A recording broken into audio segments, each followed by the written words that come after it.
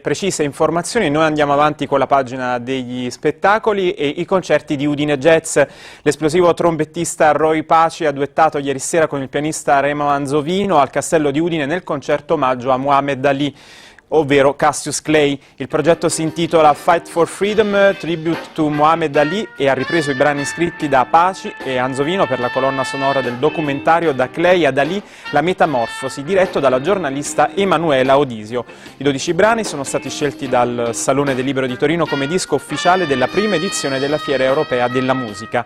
Nella scaletta del concerto anche i successi delle carriere dei due artisti che sul palco del Castello si sono esibiti con Marius Johnson, Pino Saracini, John Louis e Vito Scavo. Sentiamo allora uno straccio del concerto.